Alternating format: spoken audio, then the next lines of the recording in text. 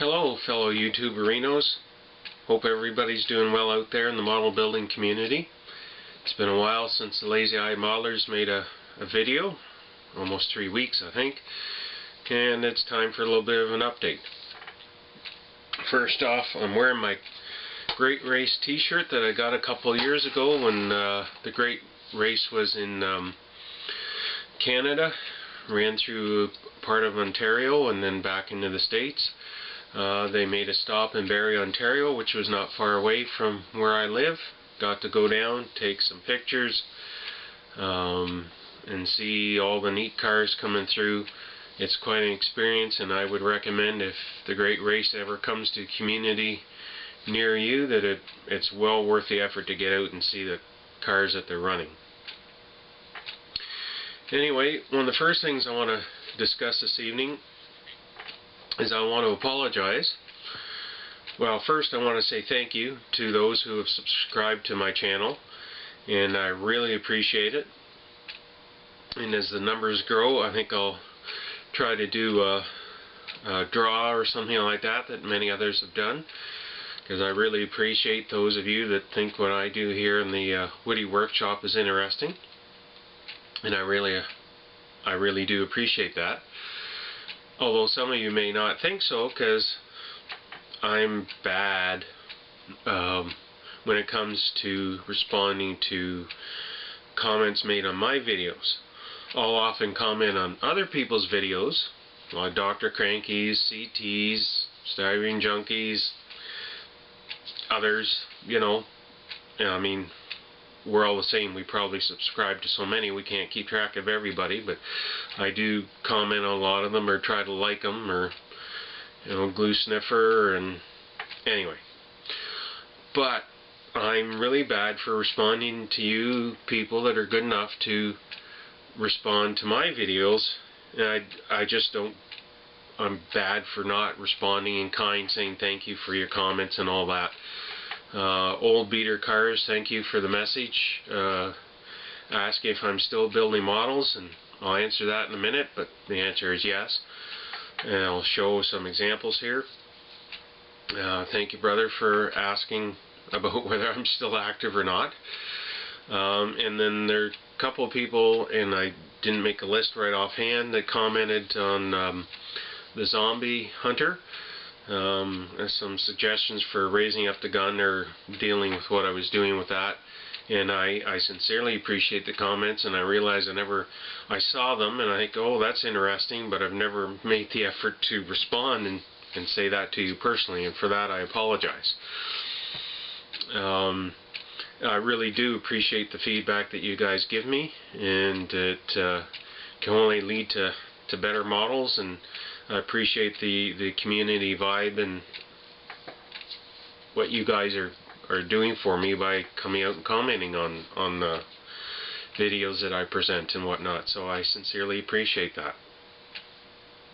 That said, I'm just going to mention a couple of the projects we're working on at the moment. Nothing's in paint.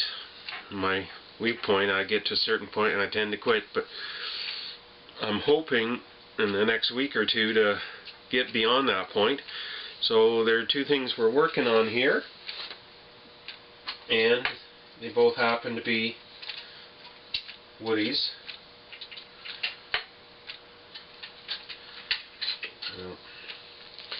48 Ford Woody, and the new, that's going to work, that's going to crash, the new 49 Mercury Woody. Hey, the Woody Workshop. Anyway, the theme at N&L East this year is, well, the main theme is 50 years of Mustang. The secondary theme is station wagons.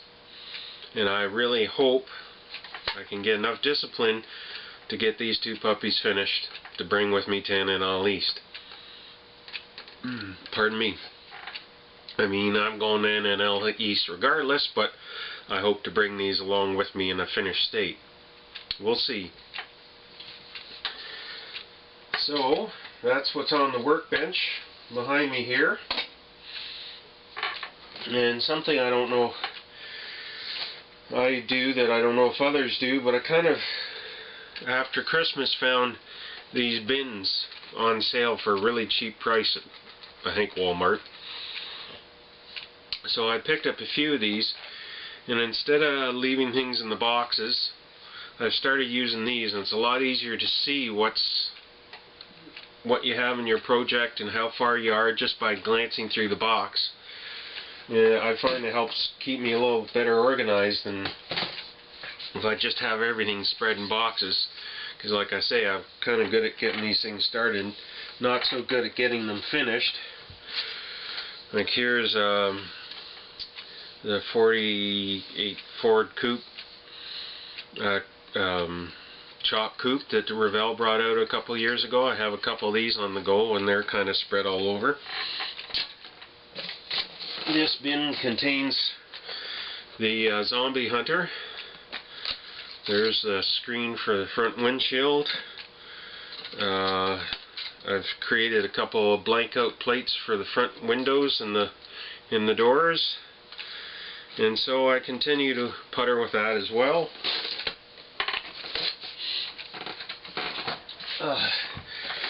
This contains parts from the 40 Ford Street Rod convertible, and that, although these contain parts for it, there's a couple of rim choices. These are Pegasus Chrome Hellas, and then there's a set of Perry's tires. They're like large torque thrusts. I haven't decided which set I want to use on that, but that chassis and motor are going to go with a resin project that I'll show you at a later date. Going back to the Zombie Hunter for a minute, I found something really neat in a hobby store the last time I was down there. It's called, it's by Meng. I don't know if you guys have heard of Meng. Certainly the military modelers and I think the plane modelers have heard of them. But they also have some neat small scale 1/35 scale pickups, and they're really well done and neatly detailed for the size, and I think they're quite popular, except in the model car community where they're the wrong scale. But anyway, they also make detailing supplies, and this is called the Supplies series from Meng, and this is nuts and bolts, and I don't think my poor old camera is going to take a very good picture, but basically what it is a sheet. On one side there's the nut with the bolt coming through, and on the other side there's nut heads. Great for detailing if you're doing a Zombie Hunter, or if you're building a rack truck or something where you want a lot of bolt and nut detail.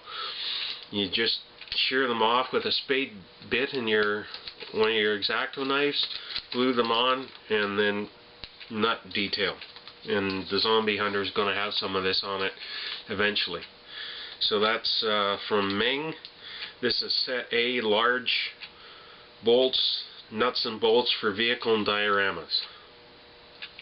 You might find that interesting or useful if you're doing a project. Something else I wanted to mention is I wandered around the dollar store the other day, and I picked up a couple things. I was looking for, you know, Dr. Cranky mentions his tea infuser thingy that he washes small parts in. Well, that's what I was looking for. I never really found that. I eventually found one of these little tea ball things at Walmart. I don't know if that'll do the trick. It's awfully small. Probably get some small parts in there. So I'll have to try it. The other thing I wanted to mention that I found is a backup, if you want to call it that. They're called mesh strainers for your sink. So you basically just put that in your drain, your water drains out, and if you have lost a small part during the washing process, this should catch it, and it shouldn't go down the drain, which is of course our biggest fear, is losing that essential little part down the drain. So in the meantime, until I can come up with a better system, this should help ensure that I don't lose any small parts down the drain. The thing I got thinking afterwards, when I couldn't find the same type of T-ball that Dr. Cranky had, that sort of mesh one, I got thinking after I got home that a couple of cheap mesh strainers that you can get at the dollar store, if you could clamp them together somehow, like with rubber band or whatever, you could just put all the small parts in that and swish it around the soapy water. So that's another possibility I might try at a later date. Something else I found at the dollar store, and to set this up a little bit, a friend in TAPS, the Toronto Area Plastic Modelers, he showed us a brush-on superglue, cyanacrylate.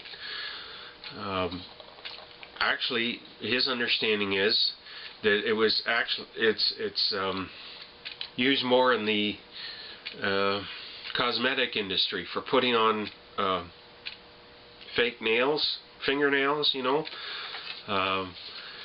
So they were kind of wondering about finding a source for it, because they seemed to like it, and I think it was a pretty good idea. While I was wandering around the dollar store, I found this. It's called Brush and Bond, and essentially what it is super glue with a brush inside. Now I hate working with super glue. Like I'm a holdout when it comes to super glue. I have some, but I still prefer using modeling cement, because to me super glue, all that's used for is gluing your fingers together, and seldom does it go where I want on a model. I kind of like the idea of this brush and bond, because I can then touch it to where I want it with the brush, and it might work better than my experience so far with super glue. So I hope this works out, and if I do work up the nerve to use it, I'll let you know what I think of it and if it does actually work. Okay, that covers all that. Unfortunately, I don't know, according to my camera, how much time I've taken this far, so I'm just going to quickly touch on another subject that CT asked in one of his questions. Do you listen to music while you're modeling? And yes, I do. And I did respond. I typed in my response to his question on his video, but I'll just reiterate it here quickly. I do listen to music here in the Woody workshop, and it does tend to be what they would call swing music. Obviously, I'm not old enough. I didn't grow up with swing music. Of course, my parents probably enjoyed it, and I know there were some old records, 78s, around the house when I was a young kid that had big band and swing music on it. But as a kid, in the rock and roll era didn't interest me that much. However, I will introduce you one of these days, once the weather warms up and I can film outside, to Archie the A.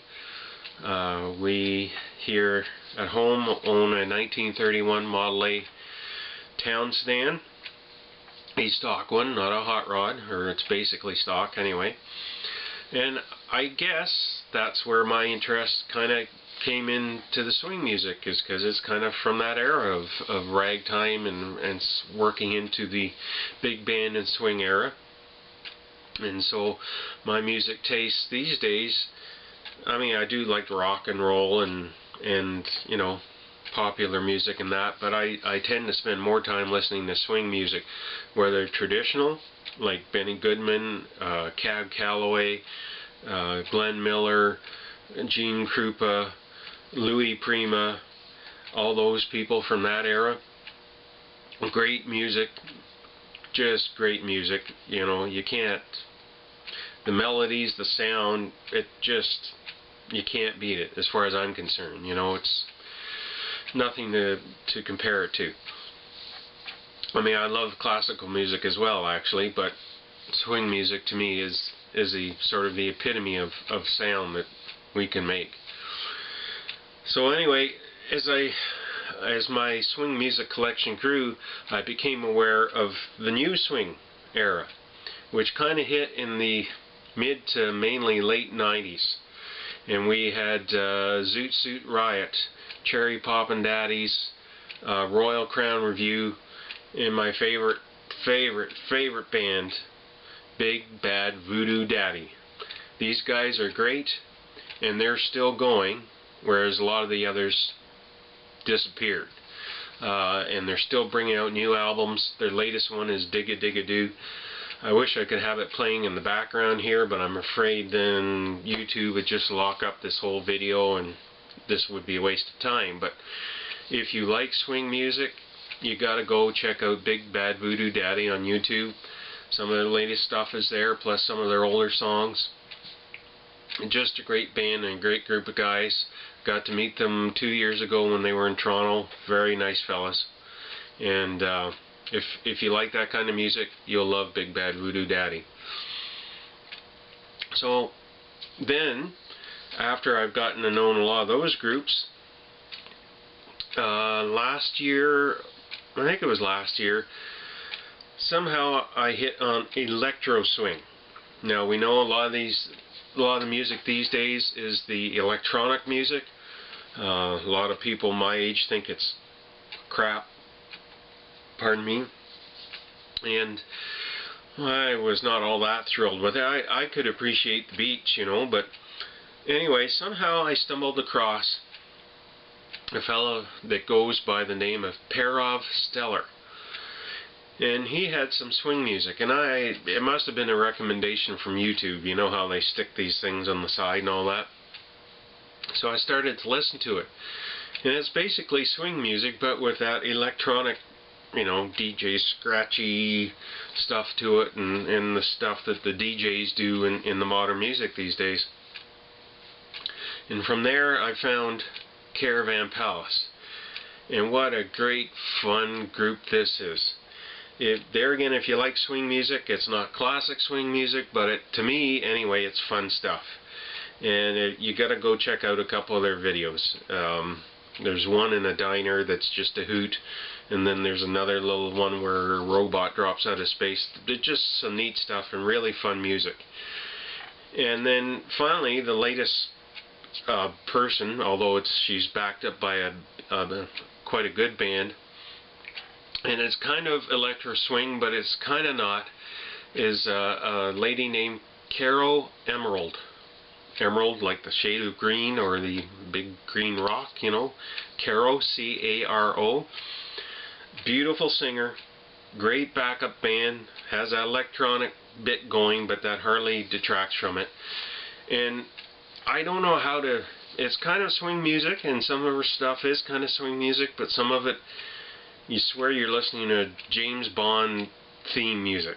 They just have that early to mid 60s sound in there, and I don't know. I don't know how to describe it, but there again, if you like that kind of music, or you can tolerate that kind of music, it's really worth going in and checking out Caro Emerald, because there's some great tunes there.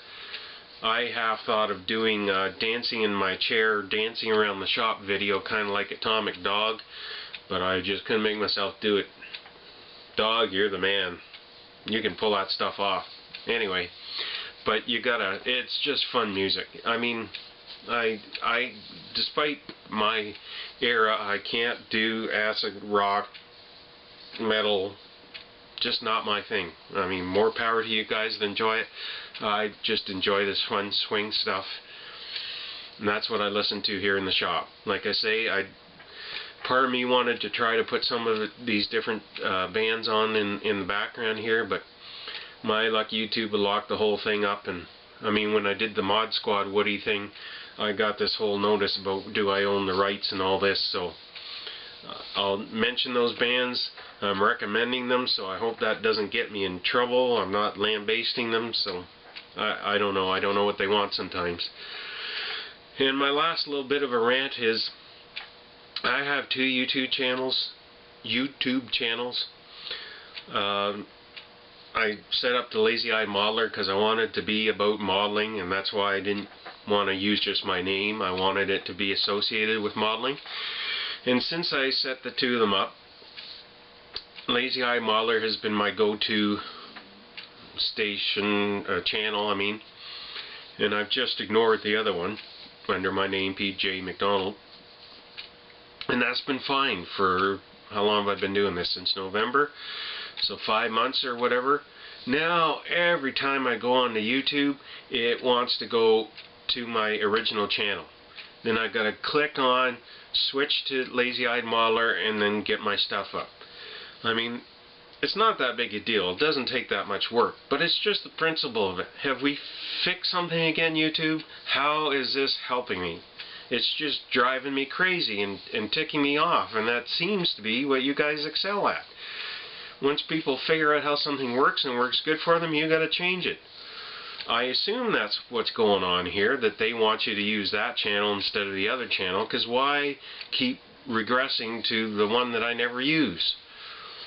So, I don't know. I'd be interested to know if any of you guys have two channels and it started doing that to you, or whether it's just me and maybe it's my computer, but I don't see it, and I don't know why I would be doing it. But anyway, this has probably gone on long enough. I really should wear my watch and check it when I make these videos. But so we are working in the workshop, guys. There are models being worked on, even though there's no paint flying here yet. I'm really hoping these two Woodies by this time next week, next Saturday, which would be the 29th, I'm hoping at least to show you some Woodies and primer. But don't hold me to it, because you know the minute you say something like that, life gets in the way and something happens. But I'm really hoping to get that far anyway. So that's it for now. Thanks for watching. Thanks to my subscribers for subscribing and tuning in, and I promise to get better at responding when you leave me messages, on my videos and whatnot. So anyway, in the meantime, take care, everybody. Be safe. Have fun. Enjoy your plastic. Enjoy your painting. That's what we're here for, and that's the fun of the whole hobby. In the meantime, take care. Goodbye and good night. Bye now.